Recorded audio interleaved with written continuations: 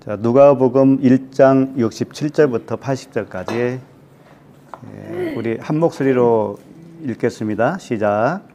그 부친 사가랴가 성령의 충만함을 받아 예언하여 이르되 찬송하리로다. 주 이스라엘의 하나님이여 그 백성을 돌보사 성령하시며 우리를 위하여 구원의 불을 그중 다윗의 집에 일으키셨으니 이것은 주께서 예로부터 거룩한 천자의 입으로 말씀하신 바와 같이 우리 원수에게서와 우리를 미워하는 모든 자의 손에서 구원하시느니라. 우리 조상을 긍휼히 여기시며 그 거룩한 언약을 기억하셨으니 곧 우리 조상 아브라함에게 하신 맹세라. 우리가 원수의 손에서 건지심을 받고 종신토록 주의 앞에서 성결과 의로 두려움이 없이 섬기게 하려 하셨도다. 이 아이여, 내가 지극히 높으신 이의 선지자라. 일컬음을 받고 주 앞에 앞서가서 그 길을 준비하여 주의 백성에게 그 죄 사함으로 말미암는 구원을 알게 하리라. 이는 우리 하나님의 긍휼로 인함이라. 이로써 돋는 해가 위로부터 우리에게 임하여 어둠과 죽음의 그늘에 앉은 자에게 비치고 우리 발을 평강의 길로 인도하시리로다 하니라. 아이가 자라며 심령이 강화해지며 이스라엘에게 나타난 날까지 빈들에 있으리라. 아멘. 오늘 말씀 주제는 사가랴의 예언입니다. 사가랴가 이제 예언을 한 그 내용이에요. 이제 사가랴가 이제 성령 충만해서 예언을 했는데 그 예언의 핵심은 다 나와 있어요. 오늘 말씀을 길지만 사실 뭐 내용이 복잡한 건 없거든요. 성령 충만해서 한 예언이 78절, 79절이 핵심이거든요.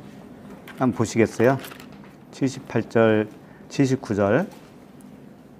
78절에 보면 이는 우리 하나님의 긍휼로 인함이라. 이로써 돋는 해가 위로부터 우리에게 임하여. 돋는 해가 누구겠어요? 예수 그리스도시죠. 위로부터 오는 겁니다. 위로부터 우리에게 임하여 어둠과 죽음의 그늘에 앉은 자에게 비치고. 어둠과 죽음의 그늘에 앉은 자가 누굽니까? 우리들이었죠. 우리 발을 평강의 길로 인도하시리로다 하니라. 그러니까 이 결국은 한마디로 요약하면 어떤 내용이에요? 예수 그리스도께서 죽은 자를 살리러 오신다라고 예언을 하신 거죠. 간단하잖아요. 그러니까 우리도 다 예언할 수 있는 거예요. 그래서 이제 그 요약하면 그렇고 이제 본문을 다시 보시면서 67절 내용을 보면은 그 부친 사가랴가 이제 사가랴가 드디어 아버지가 됐습니다. 아버지. 그렇죠? 그러니까 아버지가 되어야 예언할 수 있다 이거예요. 그러니까 그 부친 사가랴가 성령의 충만함을 받아 예언하여 이르되 이렇게 시작을 했습니다. 사가랴의 우리 성경을 통해서 사가랴에 대해서 쭉 이미 봐왔잖아요. 그분이 사가랴가 제사장이었습니다. 근데 이제 어느 날 제비를 뽑아서 그 직무를 감당하게 됐어요. 제비 뽑는다는 게 뭐라고 그랬죠? 제비를 딱 뽑힌 사람이 뭐라는 거였죠? 아들이라고 그랬잖아, 아들.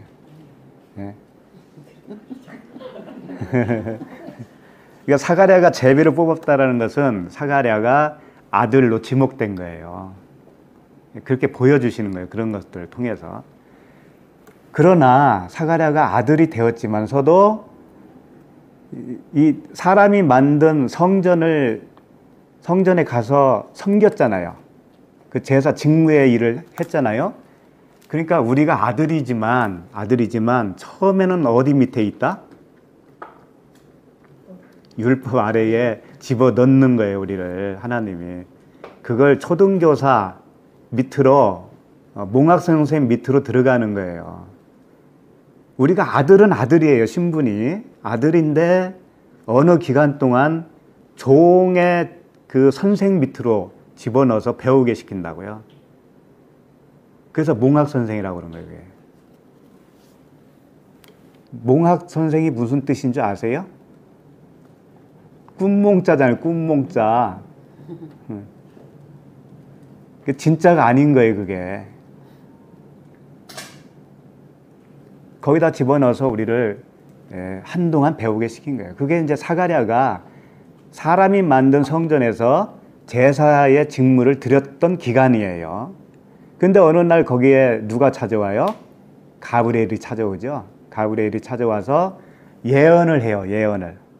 그 가브리엘 천사가 먼저 예언을 하는 거예요. 그 예언을 누가 들은 거예요? 사가랴가 들었어요. 예언을. 그 예언을 들은 게 내용이 뭐였죠?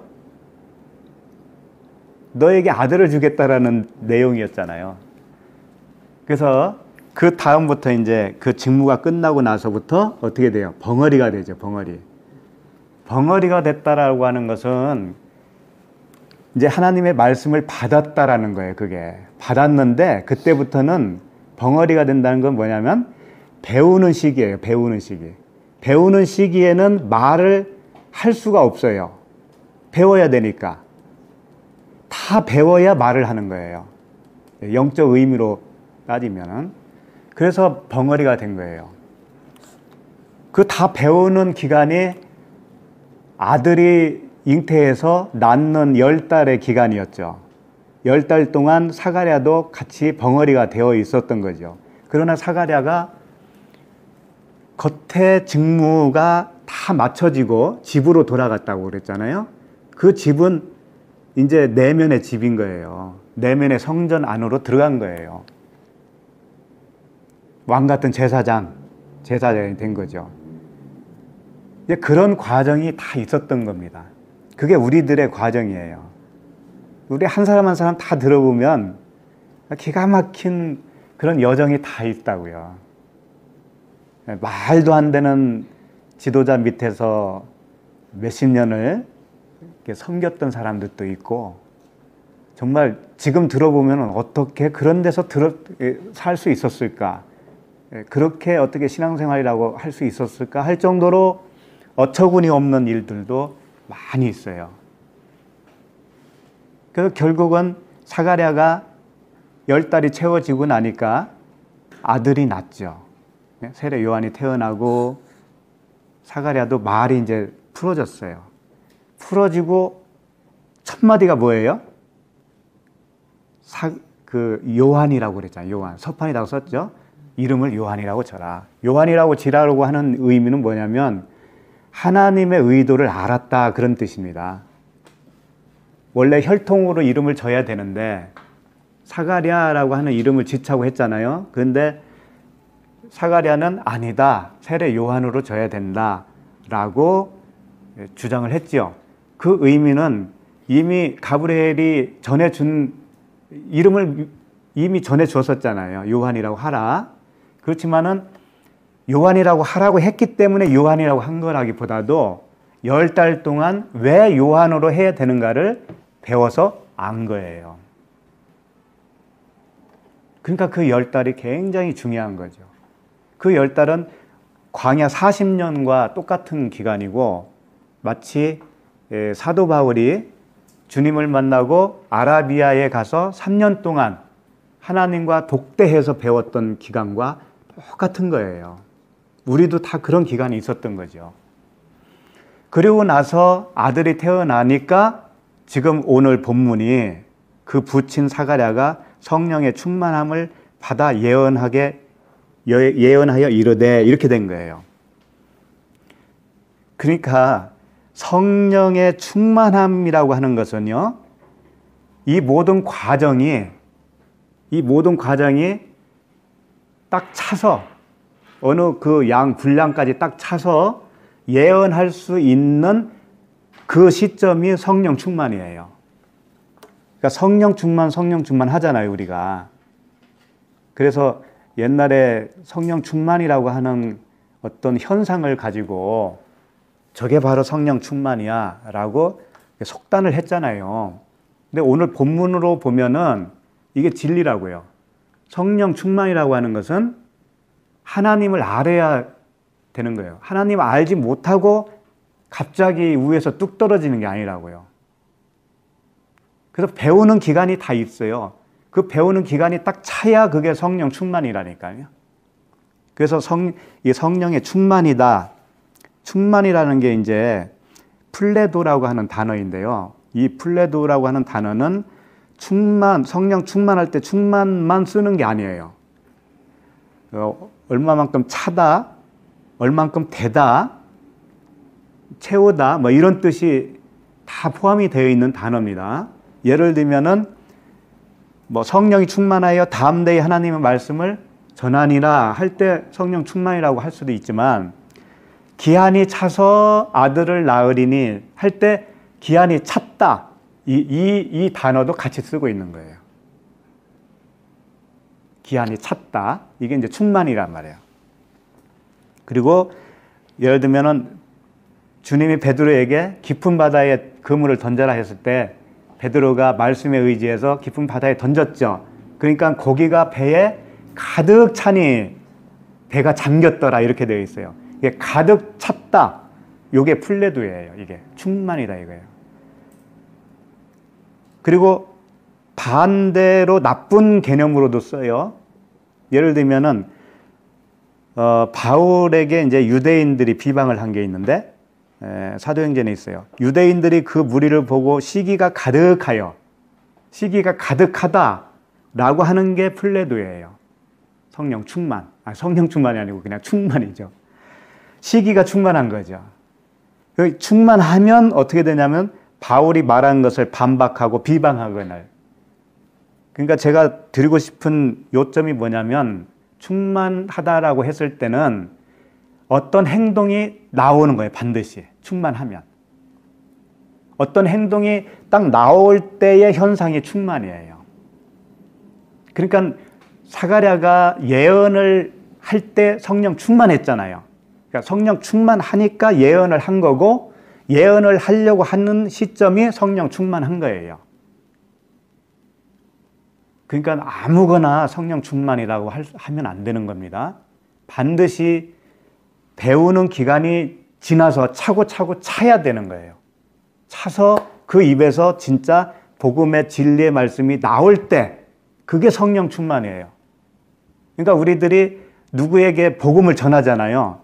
그러면 그 복음을 전하는 내가 성령 충만한 거예요. 못 전하고 있으면 아직 성령 충만이 아닌 거라니까.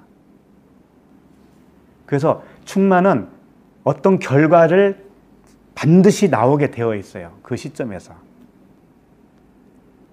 그래서 이제 여기 보면은 성령이라고 되어 있는데 푸니마토스 하기우 이렇게 되어 있어요. 푸니마가 성이죠, 성령. 근데 이걸 두 단어로 되어 있습니다. 거룩한 영이다 그런 거예요. 푸니마 하기오스, 거룩한 영이다.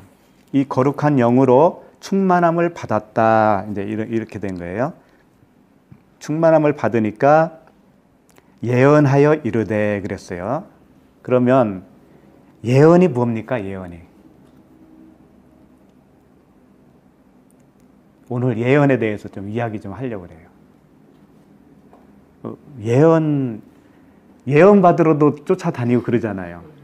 또 내가 예언해 줄 때니까 원하는 사람 강대상 앞으로 나와요. 그래가지고 예언하잖아요. 안수기도 하고 막 그러잖아요. 또 저 영서 쓴다고 그래가지고 영서 써가지고 예언이라고 하면서 저도 한번 받아본 적 있어요. 그거. 근데 별거 아니더라고. 네. 그 예언이 도대체 뭐예요? 예언은 프로페티오라고 하는 단어인데, 프로페데스에서 나왔어요. 프로페테스가 뭐냐면 선지자예요. 선지자. 그러니까 예언하다라고 했을 때는 선지자로서의 역할로 하나님의 계시를 선포한다, 그런 의미가 있어요. 그러니까 예언은 기본적으로 하나님의 계시를 선포하는 거예요. 성경에서 말하는 예언은. 그러니까 예언이라고 하는 것이 미래에 대해서 미리 말씀하는 것이 맞기는 맞아요. 맞는데 그럼 미래에 대해서 어떤 걸 얘기하냐?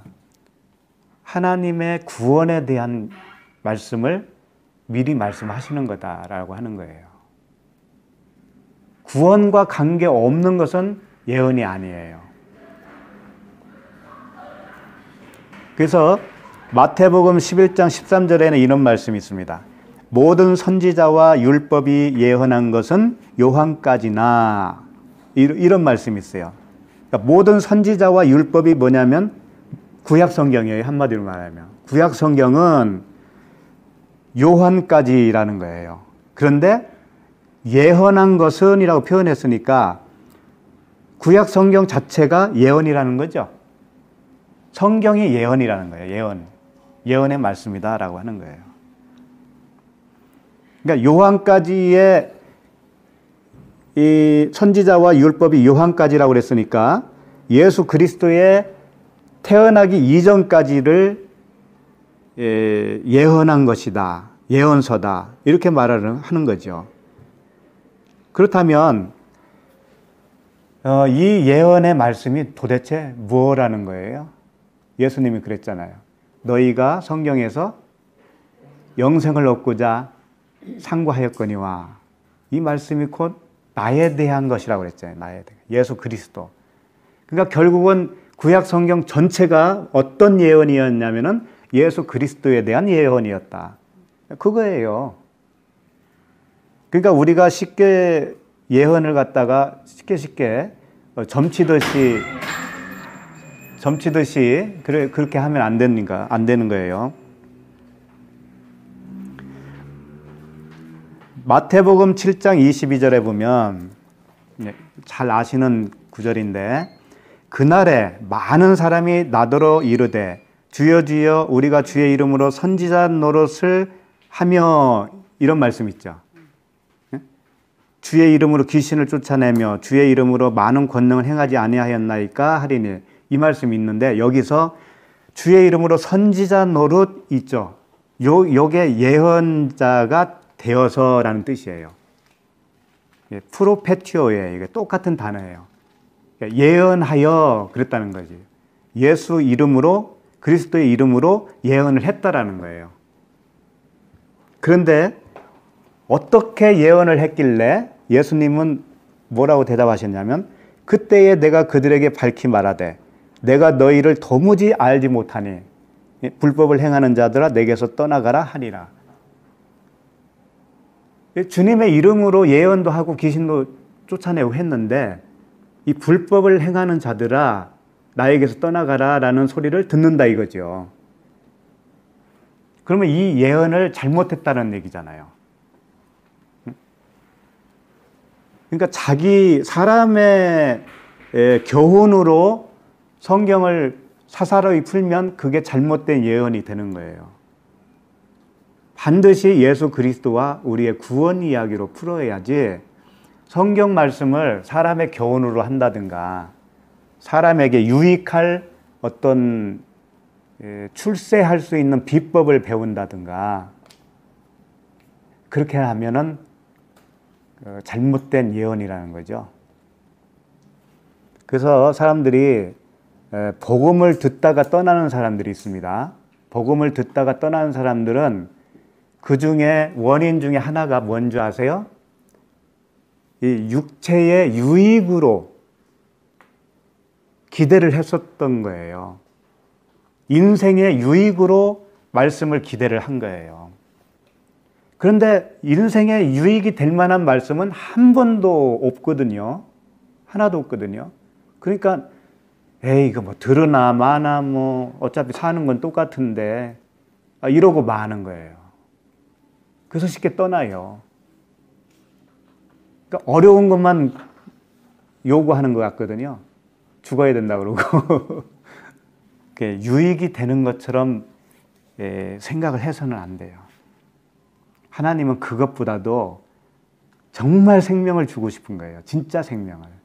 진짜 생명을 받아보지 않았으니 그 기쁨과 그 영광을 알 길이 없단 말이에요. 그러니까 떠나는 거예요. 그러니까 예수님을 찾았던 그 많은 사람들도 다 떠나가잖아요. 오병이의 기적을 체험한 사람들도 떠나니까 너희도 가려느냐? 그러니까 베드로가 말은 멋지게 했어요. 영생의 말씀이 여기 있사오니 네게로 가오니까. 그리고 또 도망가잖아요. 그리고 또 도망가는 게 사람이라니까. 바울이 옥에 갇히니까는 바울을 서포트하고 같이 다녔던 사람들이 많이 떠나버려요. 그 몇 명 안 남아요. 그 중에 최고 나중까지 남은 사람이 이 누가란 말이에요. 누가.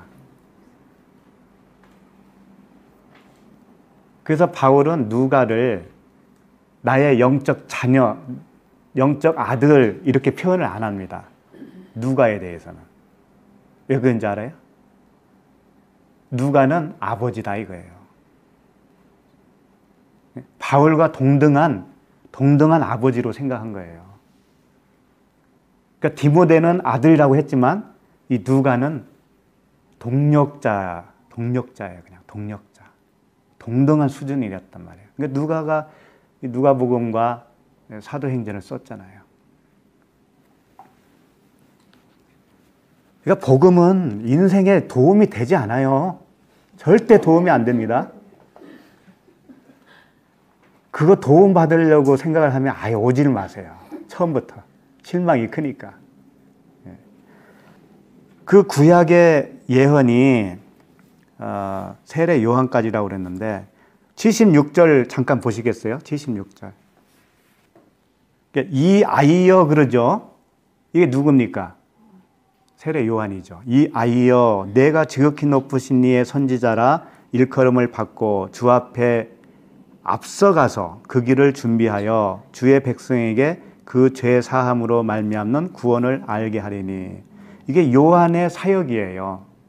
요한의 사역은 구약의 사역이라는 거잖아요. 아까 율법과 선지자의 글이 다 요한까지니 그랬잖아요. 그러니까 요한이 대표로 보면 되는 거예요. 그러니까 요한이 하는 일이 구약에 했던 일이에요. 이건 뭐예요? 예수 그리스도 앞으로 인도하는 역할. 예수 그리스도 앞으로 인도하는 역할을 세례 요한이 하는 겁니다. 그리고 나서 78절, 79절은 그 예수 그리스도 주인공 되시는 그분이 하시는 일이에요. 이렇게 보시면 되고요. 그래서 참된 예언이라는 것은 그리스도를 통한 영적 구원을 계시하는 것이다. 그러므로 점치듯이 하는 예언은 예언이 아니라는 점을 분명히 하셔야 됩니다. 점치는 거 있잖아요. 뭐 이사를 어느 쪽으로 가면 좋을까요? 라든가 뭐 이 장사를 해도 되겠습니까? 말아야 되겠습니까? 또 우리 자녀에 대해서는 좋은 데 시집 가겠습니까? 아니면 못 가겠습니까? 이런 걸 알고 싶어 하는 거예요, 사람은. 미래에 대해서. 그래서 그런 걸 또 말해주는 사람을 찾아가요. 그리고 그런 것을 말해주는 사람이 많이 맞춰요, 또. 이 목사님들조차도 그런 걸 잘 맞힌다니까요. 여러분도 50%는 맞히잖아요, 다.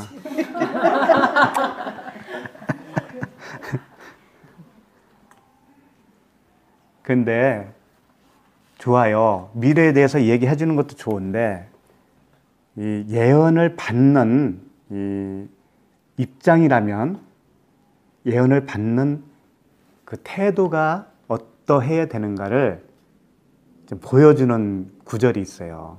거기를 한번 봤으면 좋겠어요. 사도행전입니다. 사도행전 21장 8절이에요. 사도행전 21장 8절부터 한번 이렇게 보겠습니다. 이튿날 떠나 가이사랴에 이르러 7 집사 중 하나인 전도자 빌립의 집에 들어가서 머무느니라. 그에게 딸 넷이 있으니 처녀로 예언하는 자라. 자, 이제 사도 바울 일행이 빌립의 집에 머물게 된 거죠. 7 집사 중에 한 사람, 빌립의. 갔더니 처녀 딸이 넷이 있다라는 거죠. 그 처녀로 예언하는 자인데 이제 10절 여러 날 머물러 있더니 아가보라 하는 한 선지자가 유대로부터 내려와 우리에게 와서 바울의 띠를 가져다가 자기 수족을 잡아매고 말하기를 성령이 말씀하시되 예루살렘에서 유대인들이 이같이 이 띠 임자를 결박하여 이방인의 손에 넘겨주리라 하거늘 우리가 그 말을 듣고 그곳 사람들과 더불어 바울에게 예루살렘으로 올라가지 말라 권하니. 자, 이때가 언제냐면은 그 전도 3차 전도 끝 무렵이에요.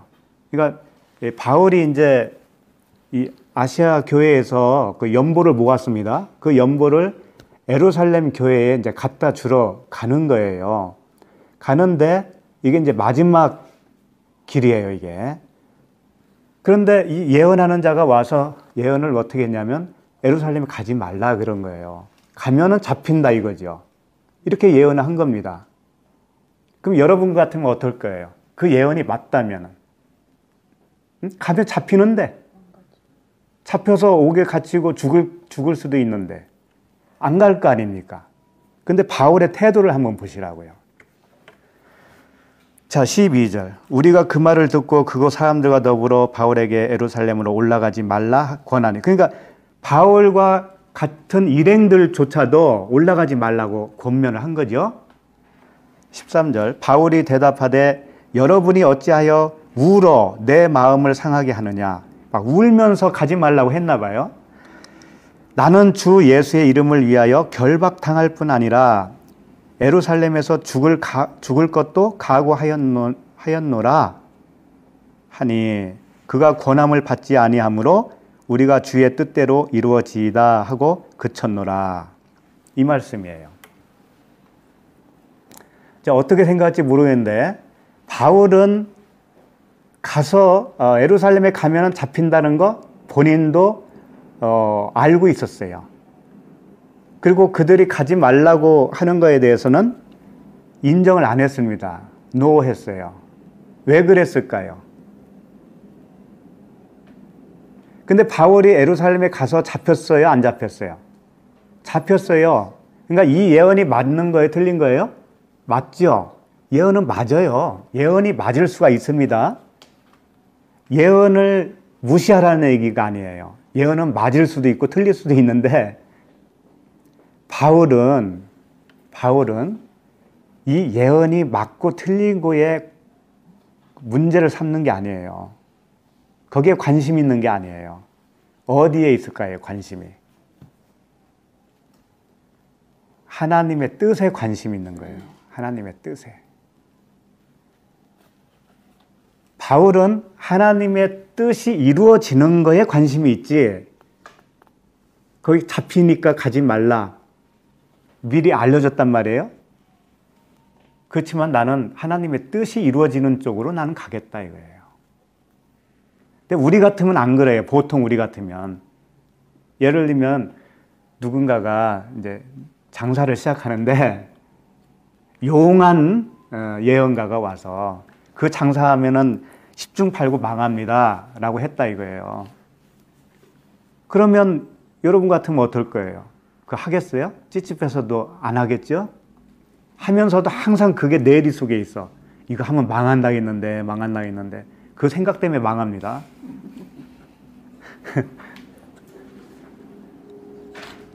그런데 바울은 안 그랬다고요. 그러니까 예언은 받을 필요가 없어요. 받을 필요가 없어요. 그냥 하나님의 뜻이 이루어지다라고 사시면 돼요. 미래를 알려고 하지 마세요. 우리는 미래를 알 필요가 없습니다. 왜냐? 죽었는 걸 우리가 십자가에서 이미 죽었는 걸 죽고 누가 나를 인도하시는 거예요?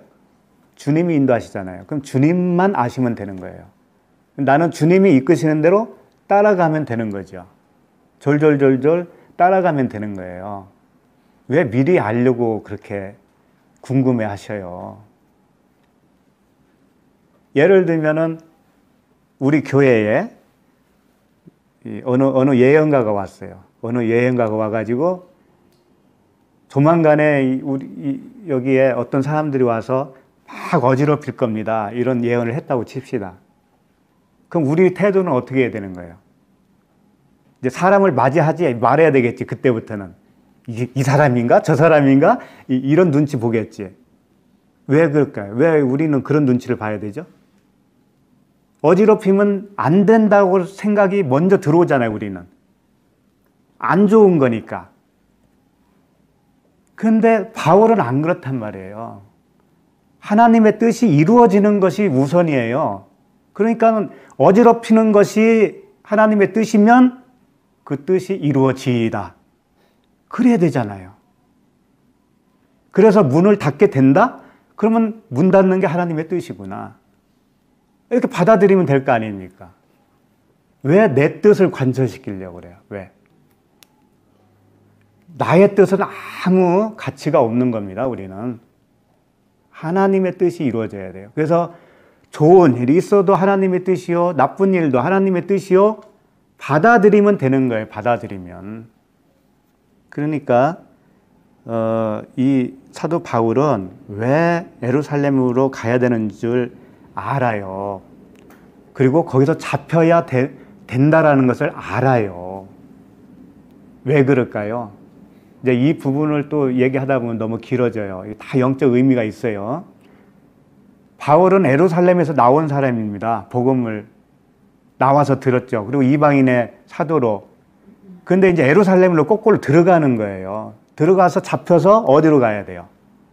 로마로 가야 되는 거예요. 그걸 바울은 다 알고 있다니까. 그 영적 의미를 알고 있다라니까. 우리도 마찬가지예요. 우리도. 예루살렘에서 나왔으면 예루살렘으로 들어가야 돼요. 언젠가는. 들어가서 로마로 가야 돼. 왜 로마로 가야 되는지 알아요? 로마가 마지막 지점이에요. 로마라는 뜻이 높다라는 뜻이에요. 높다, 높이 오르다, 뭐 그런 뜻이 있어요. 마지막 거기로 가는 거예요. 그 종착지가 거기예요. 그런 것은 이제 좀 더 자세하게 할 때가 올 거예요. 그러니까 그 하나님의 뜻이 이루어지려면 어떻게 돼요? 반드시 가서 잡혀야 되는 거예요. 바울 입장에서는. 그런데 그걸 예언가가 와서 가면 잡히니까 하지 마라고 했다 할지라도 그 사람들은 눈이 거기밖에 안 되는 걸 어떻게 해? 그래서 성령 충만이라고 하는 것은 하나님으로부터 하나님의 것을, 하나님의 마음을 다 배워서 이게 가득 채워진 거예요. 가득 채워진 상태에서 무엇인가 결과가 나올 수밖에 없는 그런 상황이에요. 그게 성령 충만이라고요.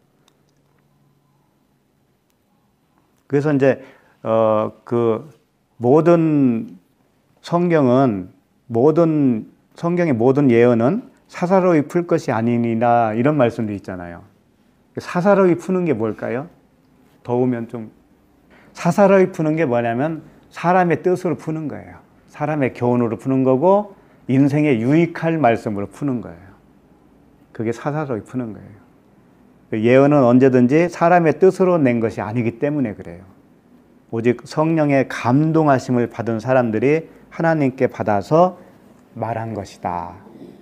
그렇기 때문에 성경을 사사로이 풀지 않고 바로 풀면 어떻게 되냐면 다 그리스도를 통한 구원의 이야기밖에 없어요. 영적 구원이에요. 자, 68절로 넘어가겠습니다. 68절. 오늘 누가복음 1장 68절. 찬송하리로다 주 이스라엘의 하나님이여 그 백성을 돌보사 속량하시며. 그래서 이제 속량이라는 단어를 썼습니다. 속량이 뭐냐면은 속량, 뭐 대속, 속전, 구속 같은 내용이에요. 그러니까 노예의 몸값을 지불하고 노예를 사는 거예요.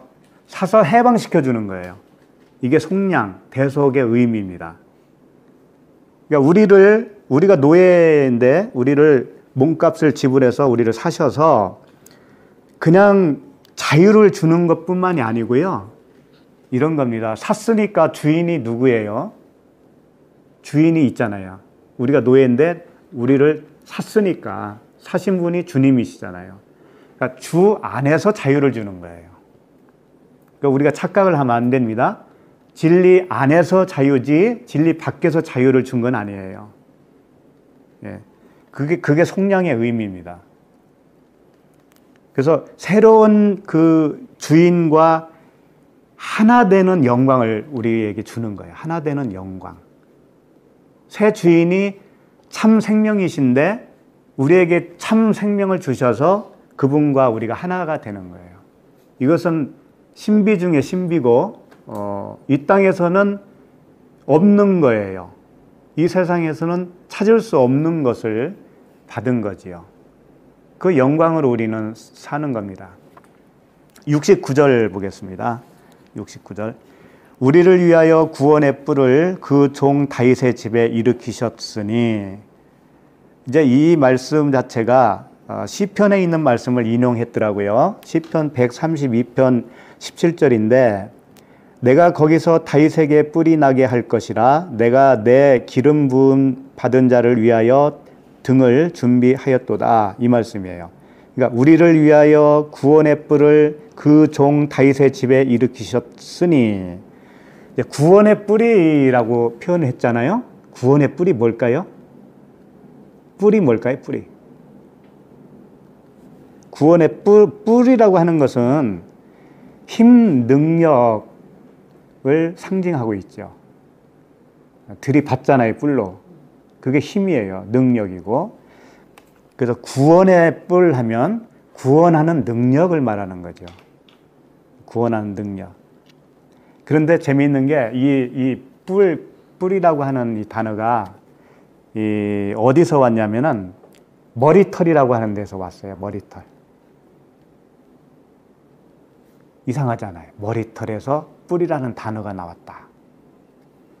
이 머리털은 엘리야와 엘리사, 여러분 아시는지 모르겠는데 엘리사는 털이 많았어요. 털이 많은 사람이에요. 근데 엘리야는 대머리예요. 대머리. 털이 없어. 엘리사는 털이 많아서 그 구약의 선지자예요. 그러니까 이 율법을 상징하고 있는 거예요. 율법. 이게 머리털이라는 게 뭐냐면 율법의 조항들이에요. 그 행함을 얘기하는 거라고요. 그러니까 율법으로는 우리가 의인이 될 수 없다라는 것을 깨닫게 해주는 역할을 하잖아요. 율법이. 그러니까 그게 권능이에요. 그게. 우리를 죽이는 권능이에요. 우리가 그걸 할 수 없다라는 것을 알 때까지 계속 들이대잖아요. 들이받잖아요. 그게 머리털인데 그게 뿔이다 이거예요. 뿔. 이 구원의 뿔은 다른 게 아니고 율법으로 우리를 정죄시키는 게 구원의 뿔이에요. 그래서 우리를 죄인 만들어서 사망에 이르게 하는 거죠. 그리고 뿔이 두 개잖아요, 항상. 그러니까 첫 번째 뿔은 들이받지만 두 번째 뿔은 이제 우리를 살려내는 그 능력을 말하는 거예요. 그래서 이 구원의 뿔, 나의 구원의 뿔이시요 나의 산성이시로다, 시편에 이런 말씀도 있죠. 그래서 이제 아까 잠깐 언급했지만 엘리야는 이 율법의 사역이라면 엘리사는 이 안쪽에 있는 거거든요. 복음. 복음은 그 율법 조항이 있어요, 없어요? 율법의 행위가 있어요, 없어요? 복음은 없죠. 그러니까 대머리라니까. 그래서 대머리인 거예요. 근데 그 대머리를 흉보고 비방하면서 이게 약 올렸죠, 누군가가. 누구예요? 아이들이라겠죠, 아이들. 그 아이들이 비방을 했어요, 엘리사 보고. 대머리야, 대머리야, 올라가라, 막 그러면서. 그러니까는 숲에서 뭐가 나왔죠? 곰이 나왔어요, 곰이. 곰이 나와가지고 아이를 찢어버렸어. 몇 명? 42명. 성경 잘 읽어보셔야지. 42명을 찢어 죽였어요. 곰이 곰이나 소나 양이나 같은 거예요. 그것도 역시 율법이에요. 곰이 나와서 아이를 찢었는데 이 아이가 예수님이 그랬잖아요. 이 어린 아이와 같이 되지 않으면 천국에 갈 수 없다. 그런 아이가 아니에요.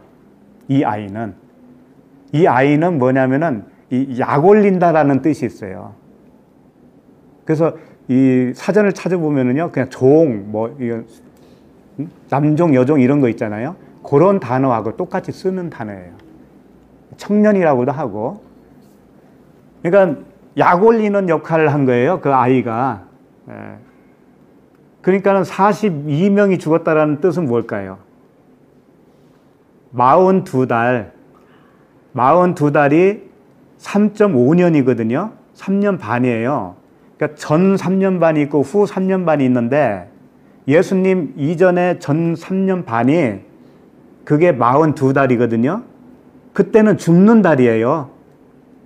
율법으로 죽는 거라고요.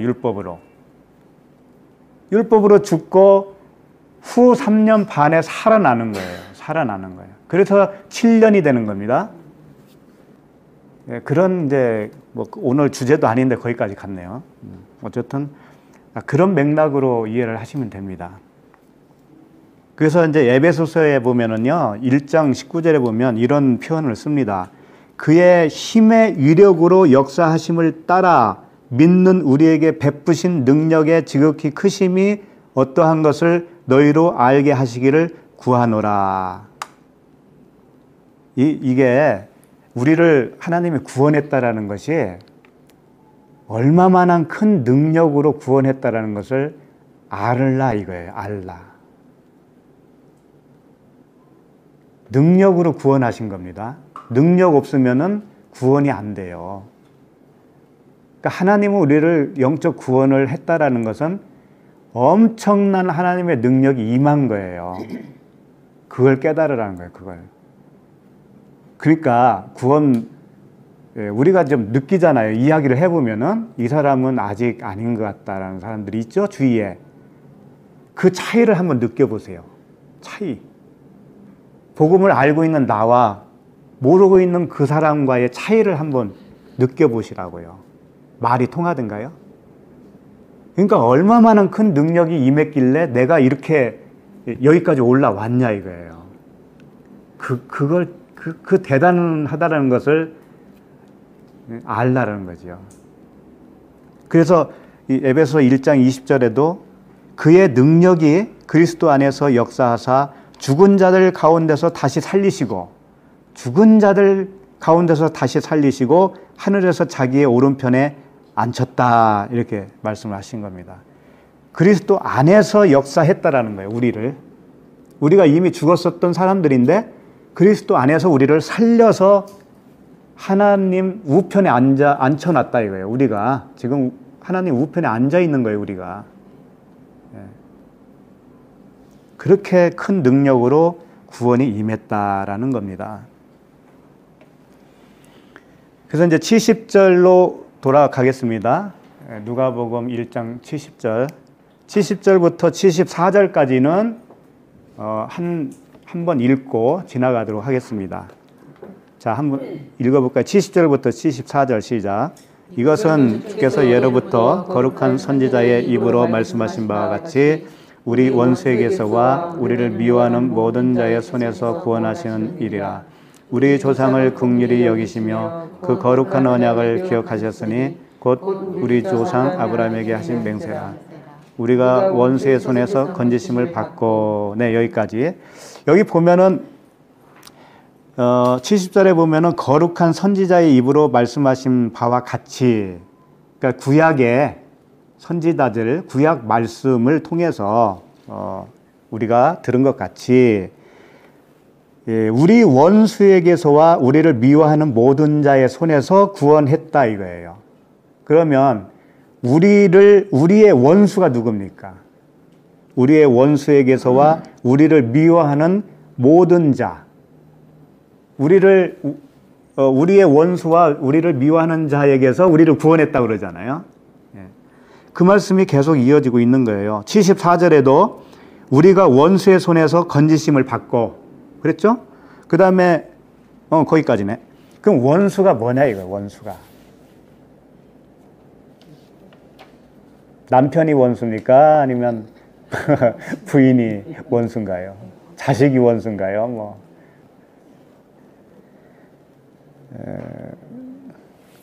원수는 이제 노마서를 봐야 돼요. 노마서를 보면 이제 아시게 돼요. 7장 21절입니다. 로마서 7장 21절. 이제 이미 뭐 한두 번 봤을 법도 해요. 이 구절은 너무 유명하니까. 로마서 7장 21절. 그러므로 내가 한 법을 깨달았노니 곧 선을 행하기 원하는 나에게 악이 함께 있는 것이로다. 자, 선을 행하는 나에게 악이 함께 있대요.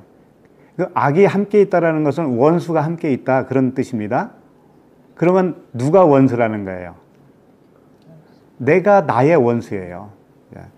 자, 그 다음에 22절. 내 속사람으로는 하나님의 법을 즐거워하되. 그러니까 내 속사람도 나고 겉사람도 나고.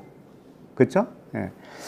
7장 23절. 내 지체 속에서 한 다른 법이 내 마음의 법과 싸워 내 지체 속에 있는 죄의 법으로 나를 사로잡는 것을 보는도다. 내 지체 속에서 한 다른 법이 있다라는 거죠. 이 다른 법이 뭐냐면 겉사람의 마음이에요. 옛사람이에요. 옛사람. 또 내 마음의 법. 이 내 마음의 법은 속사람이에요. 새로 거듭난 나. 새로 거듭난 나를 싸운다는 거예요. 서로 싸운다는 거예요. 싸워서 내 지체 속에 있는 죄의 법으로 나를 사로잡는 것을 보는도다. 죄의 법으로 내 새로 거듭난 나를 자꾸 끌고 가는 거예요. 그게 원수예요. 원수. 그래서 원수인 거예요. 내가 하나님의 뜻대로 살고 싶은데 안 되죠. 안 되는 게 참 허다히 많잖아요. 넘어지고 그러잖아요. 그게 누구예요? 다 나잖아요, 그게. 그러니까 원수가 우리란 말이에요. 24절. 오호라 나는 공고한 사람이로다. 이 사망의 몸에서 누가 나를 건져내라. 그러니까 이 탄식이 나올 수밖에 없죠. 오호라 나는 공고한 자로다. 망하게 되었다 이거예요. 내가 왜 하나님의 사람인데 왜 이 모양이냐 이거죠. 다 그런 경험 안 해보셨어요? 다 해보셨죠? 그런데 25절에서 우리 주 예수 그리스도로 말미암아 하나님께 감사하리로다. 그런즉 내 자신이 마음으로는요 속사람을 얘기하는 거예요. 마음으로는 하나님의 법을 육신으로는 옛사람. 십자가에서 이미 절단난 옛사람이에요. 옛사람 육신으로는 죄의 법을 섬기는구나. 이걸 본 거예요. 그러므로 이제 8장 1절. 그러므로 이제 그리스도 예수 안에 있는 자에게는 결코 정죄함이 없나니. 결코 정죄함이 없대. 왜요? 나눠졌기 때문에 그래요. 나는 겉사람이 아니고 이제는 속사람으로 소속이 바뀌었기 때문에 그래서 정죄함이 없다 이거예요. 그 겉사람인 죄의 법이 나를 자꾸 죄 아래로 끌고 가지만 그러나 나는 정죄받는 게 아니다 이거예요. 더 이상. 그런 현상이 나에게 있지만 그건 정죄가 아니라는 거죠. 정죄는. 그 다음에 2절. 이는 그리스도 예수 안에 있는 생명의 성령의 법이 죄와 사망의 법에서 너를 해방하였음이니라. 성령의 법이 죄와 사망의 법. 옛사람에게서 완전히 해방시켰대요. 해방. 할렐루야 아닙니까? 네, 이래서 사는 거예요. 이래서 자유하는 거예요, 우리가. 겉사람이 있어요, 없어요? 있어요. 있는데도 불구하고 이미 해방된 거래. 이미 해방된 거. 해방됐다라는 것을 내가 믿고 인정하는 순간에 진짜 해방인 거예요.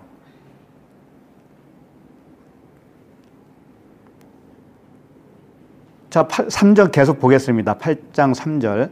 율법이 육신으로 말미암아 연약하여 할 수 없는 그것을 하나님은 하시나니 곧 죄로 말미암아 자기 아들을 죄 있는 육신의 모양으로 보내 육신의 죄를 정하사. 이게 무슨 말씀이냐면 율법이 육신으로 말미암아 연약할 수 없는 그건 뭐냐면 율법이 우리에게 요구를 하잖아요. 근데 그것을 우리는 육신이 연약해서 그걸 못해요.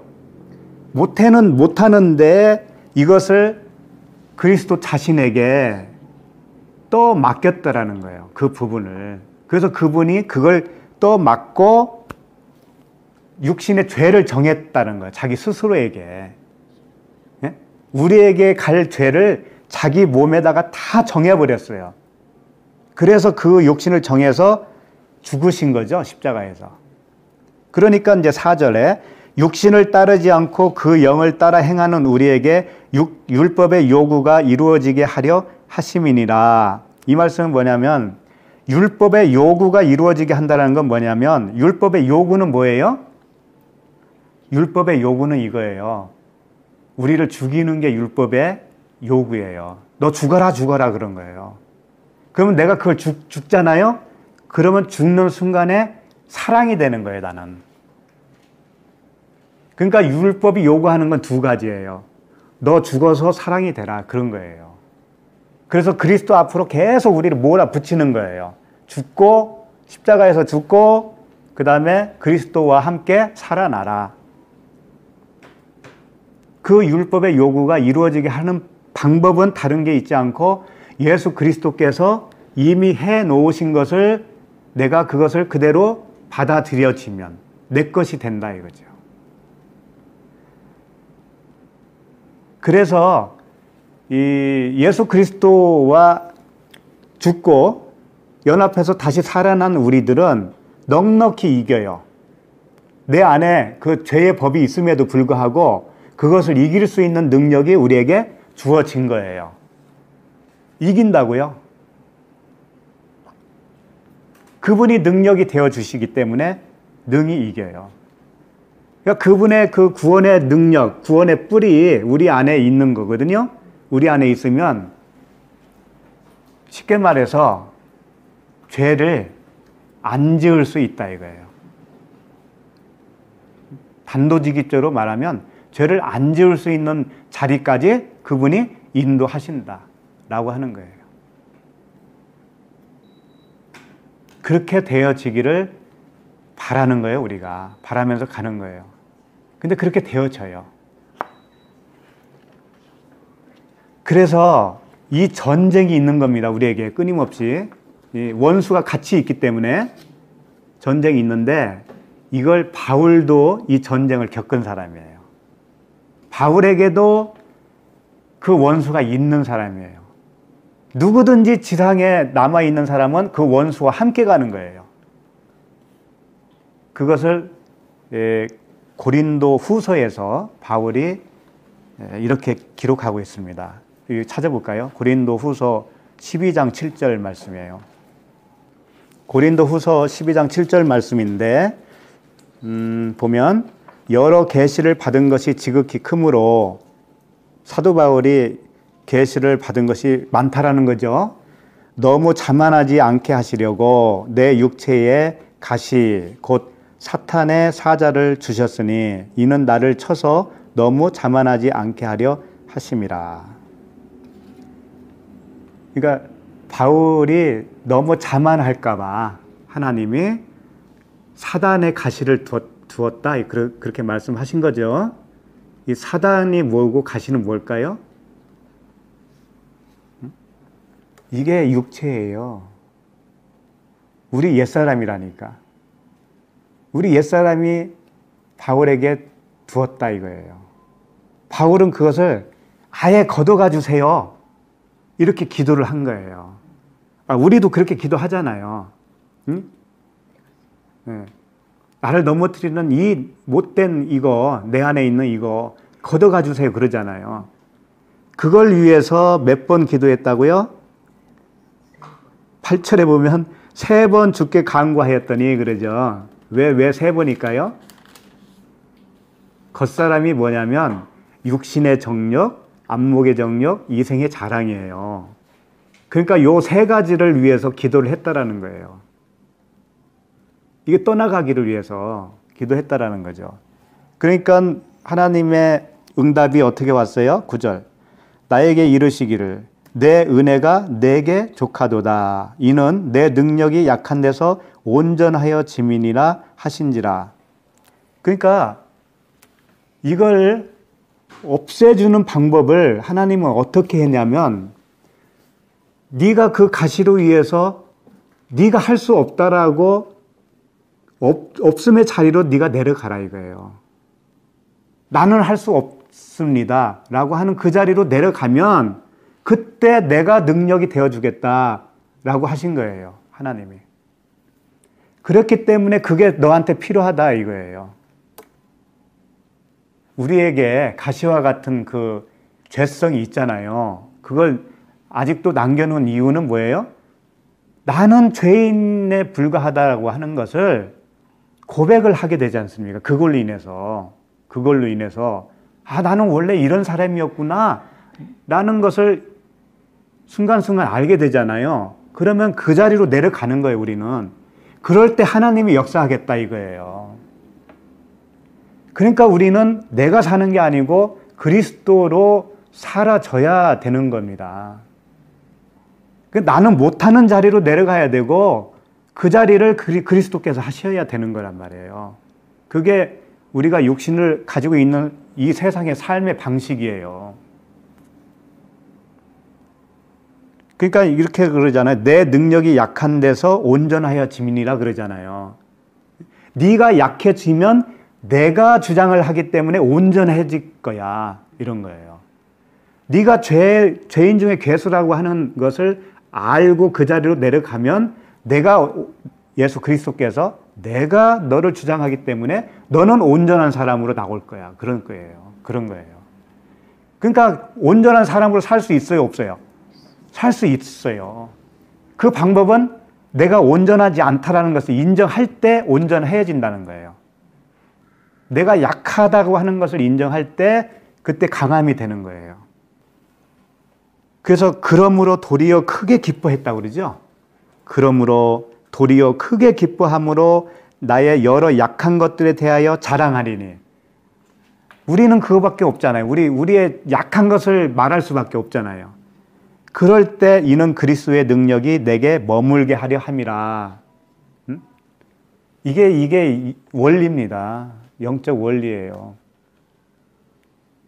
나는 할 수 없다라는 거, 나는 그 죄덩어리를 가지고 있다라는 거, 약하다는 거, 그것을 자랑을 하는 거예요. 자랑한다는 게 뭐 누가 앞에서 고백할 그런 얘기가 아니고 하나님 앞에서 그런 자세로 살아가라는 거죠. 그러면 그분이 그때 역사하시겠다 이거예요. 그분이. 뭐 복음 전하는 일이든지 무슨 어떤 장사를 하든지 직장에서 일을 하든지 간에 다 그게 그리스도께서 하셔야 돼요. 그 모든 일을. 그건 방법이 하나밖에 없어요. 내가 내 자리로 내려가는 거예요. 나는 내 자리로 내려가야 돼요. 그래야 그분이 일하셔요. 이제 다 됐습니다. 이제 75절 누가복음 1장 75절. 종신토록 주의 앞에서 성결과 의로 두려움이 없이 섬기게 하리라 하셨도다. 종신토록은 뭐예요? 그냥 한도 끝도 없죠. 주의 앞에서 성결과 의로 두려움이 없이 섬기게 하리라 하셨도다. 이제 우리가 두려움이 없는 거예요. 그 이미 겉사람에게서 죄의 법에서 해방을 맞이했거든요. 해방을 맞이했지만 있어요. 그게 겉사람이 있어요. 그게 가시로 남아 있어요. 왜? 나의 본분을 기억하라고. 그렇지만 그것이 두려움이 없이 가야지. 이미 해방이 되었기 때문에 정죄함으로 가면 안 돼요. 우리가. 정죄함으로 가는 게 아니고 두려움 없이 가는 거예요. 그러면서도 내 머리는 들면 안 돼요.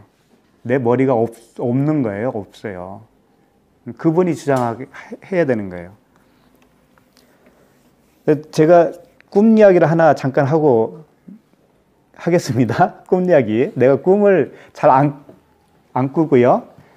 뭐 일생에 꿈꾼 거 기억하는 게 뭐 손에 꼽아요. 그리고 그거 뭐 신비적인 거 이런 거 저도 그런 거 별로 좋아하지 않아요. 근데 어제 꿈은 좀 달랐어요. 그래서 말씀드리는 거죠. 어제는 꿈은 좀 생생했어요. 생생하고 어떤 꿈이었냐면 내가 직장을 다녔는데 누가 뒤에 이렇게 오더라고요. 와서 사람은 안 보이는데 와서 상무로 승진되었습니다. 그러는 거예요. 상무로 승진됐대요. 그러면서 뭐 축하한다는 말도 들리고 그래요. 사람은 안 보여요. 사람 안 보이는데 내 어이가 없어서 무슨 상무요? 내가 이제 이러고 있는데 어쨌든 감사하세요. 그러면서 뒤에서 누르더라고. 머리를 눌러서 강제로 이렇게 인사를 시키는 거예요. 그런가 보다 하고, 야, 아니, 내가 상무라니. 막 꿈에서도 내가 상무라니. 그러다가 깼어요. 근데 그게 참 여운이 오래 가더라고요. 생생하게. 그래서 네이버에 검색을 했어요. 상무 검색을 했어요.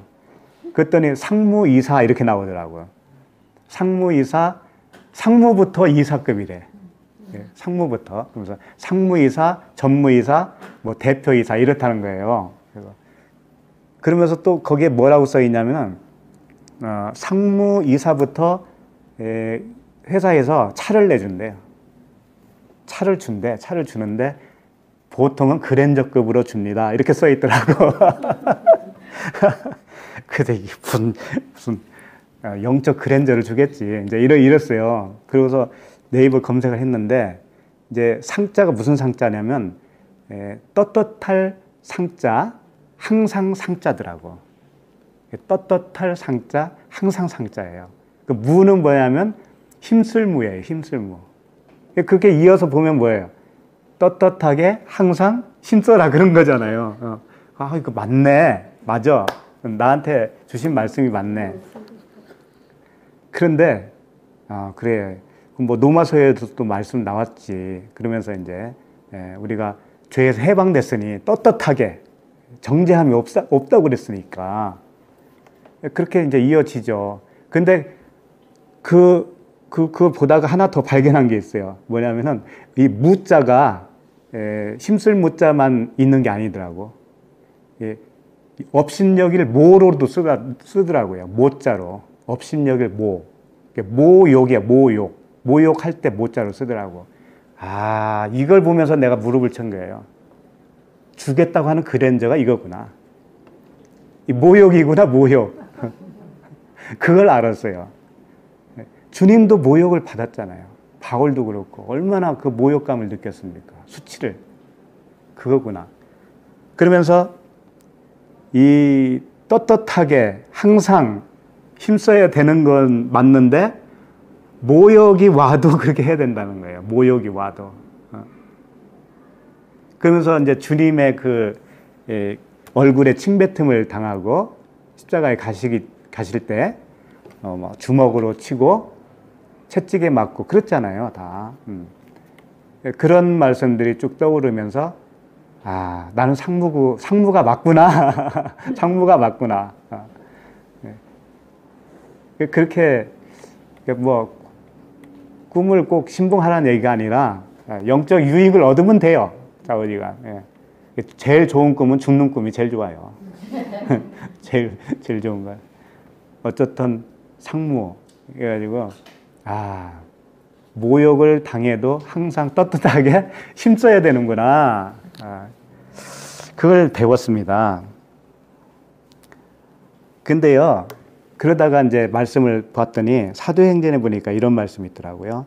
사도행전 5장 41절에 사도들은 그 이름을 위하여 능력받는 일에 합당한 자로 여기심을 기뻐하면서 공회 앞을 떠나니라.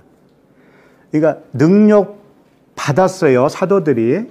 그런데 그게 능력 받는 자로 합당한 자로 하나님이 여겨주셨기 때문에 기뻐할 수밖에 없다라는 거예요. 합당한 자로 여기지 않으면 그런 능력이 없어요. 그런 능력이 없다라는 거예요. 근데 그걸 기뻐했다라는 거죠. 사도들은. 능력을 받았는데, 비방을 받았는데, 아주 모욕을 받았는데 그걸 기뻐했다라는 거죠. 그랜저 아닌가요, 이거?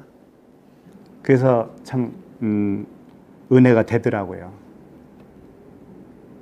근데 그 모욕, 그 능력을 받을 때 그걸 뛰어넘지 못하잖아요. 그러면 그 자리를 떠나게 되어요. 사람이라는 게. 주님을 위한 능력이 있고요. 나를 위한 능력이 있어요. 모욕이 있어요. 주를 위한 모욕을 받아야 되잖아요, 우리는.